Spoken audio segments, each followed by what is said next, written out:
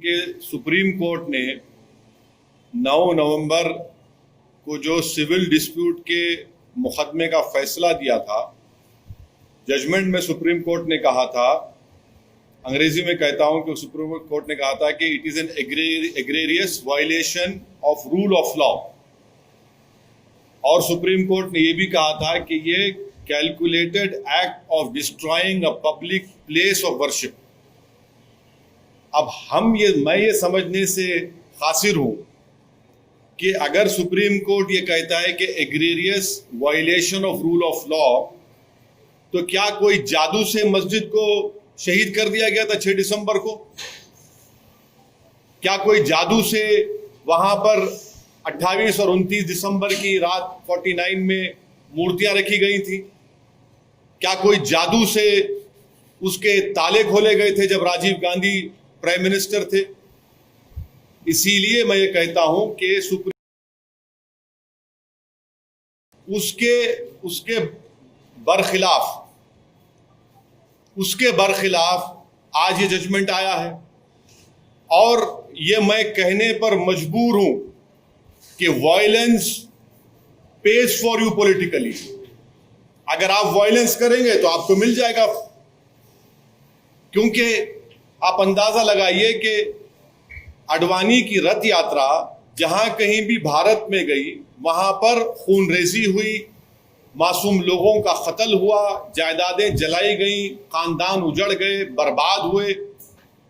और आज ये फैसला आता है सीबीआई कोर्ट का, जिसमें कहते हैं कि वो स्पॉन्टेनियस नहीं था। तो हम ये जानना चाहते हैं कि भाई साहब, ये कितने दिन, कितने महीने लगेंगे प्रिपरेशन के लिए ताकि वो स्पॉन्टेनियस ना हो? आप बताइए ना, कितने दिन, कितने महीने लगेंगे स्पॉन्टेनियस ना हो? क्या ये बात सच नहीं है कि उमा भारती ने कहा था कि एक धक्का और दो, बाबरी मस्जिद तोड़ दो? क्या दुनिया ने नहीं देखा कि जब बाबरी मस्जिद शहीद हो रही थी तो मिठाइयां बांटे जा रहे थे? अडवाणी, मुरली मनोहर जोशी, उमा भारती, ये सब लोग तो मिठाई खा रहे थे, खुशियां मना रहे थे। कैसा ये फैसले पे आ जाती है आप? आखिर पैगाम क्या देना चाह रहे आप? पैगाम क्या देना चाह रहे? पैगाम यही मिल रहा है कि वायलेंस पेज, मास वायलेंस पेज। आप अंदाजा लगाइए कि 1950 से अब तक इस मसले में मुसलमानों को इंसाफ नहीं हुआ, और आज ये फैसला आता है 28 साल के बाद। हम आज भी कह रहे हैं, अगर ये मस्जिद नहीं शहीद होती तो क्या 9 नवंबर का सुप्रीम कोर्ट का फैसला आता था?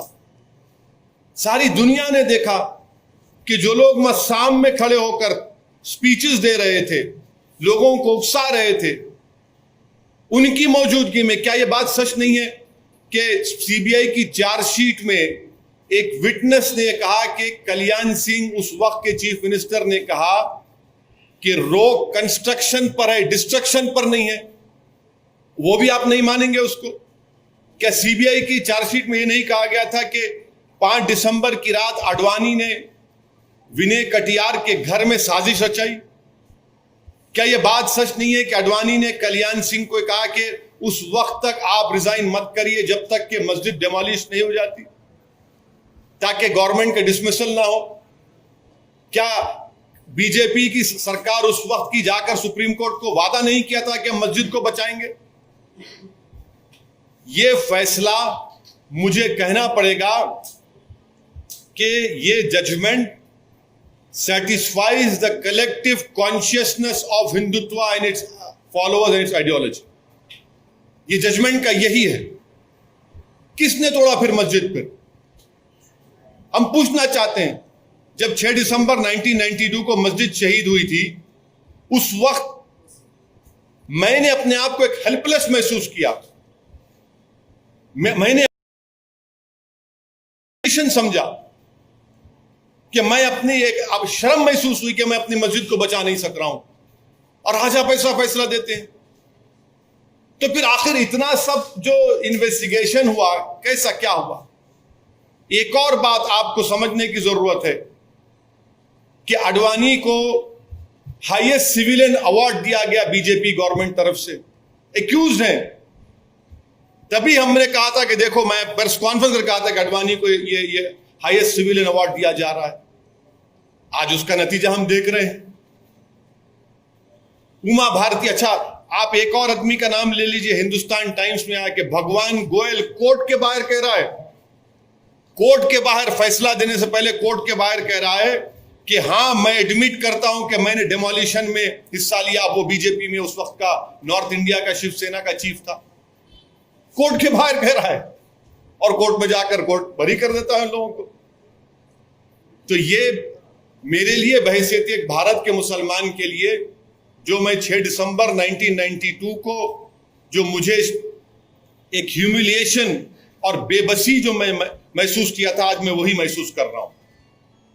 इंसाफ नहीं हुआ इस मसले में, इंसाफ नहीं हुआ इस मसले में।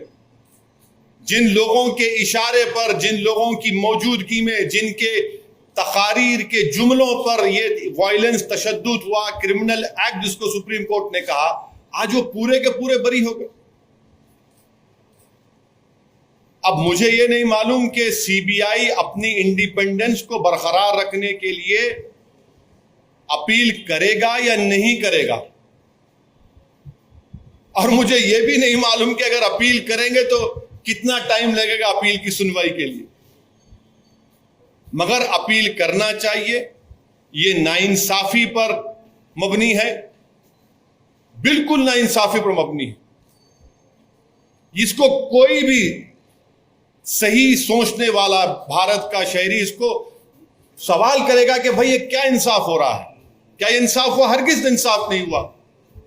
सारी दुनिया जानती है, सब जानते हैं कि बीजेपी, आरएसएस, विश्व हिंदू परिषद, शिवसेना, इन तमाम की मौजूदगी में और साथ ही साथ कांग्रेस पार्टी, इसकी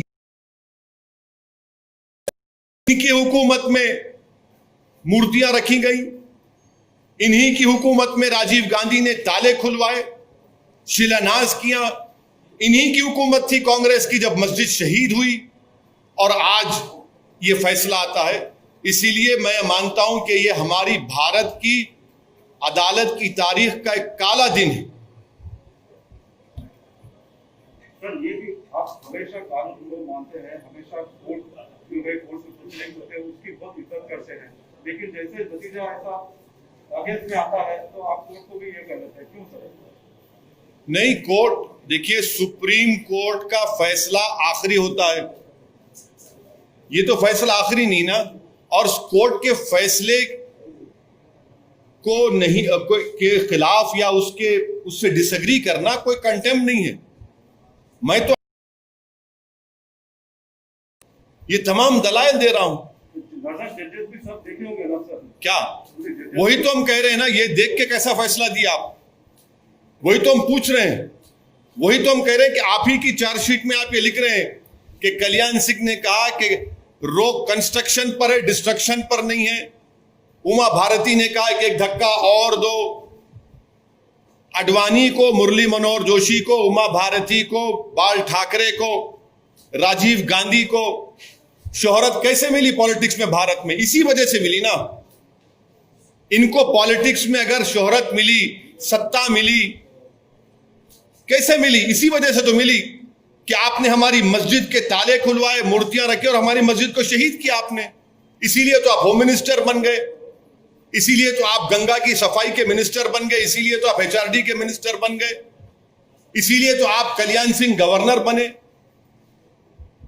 भाई, आपने मुझे खत्म करके मेरी बर्बादी के ऊपर आपने अपना सियासी महल तामीर किया, और आज आपको क्लीन चिट दिया जा रहा है। आज आपको क्लीन चिट दिया जा रहा है, ये अफसोसनाक बात है। तो आगे क्या करने का विचार है सर? आगे अब ये देखना है कि सीबीआई अपनी इंडिपेंडेंस को बरकरार रखने के लिए अपील करेगी या नहीं करेगी। और अगर सीबीआई नहीं करती तो मैं मुस्लिम पर्सनल लॉ बोर्ड के जिम्मेदारों से अपील करूंगा कि वो इसके खिलाफ अपील करें।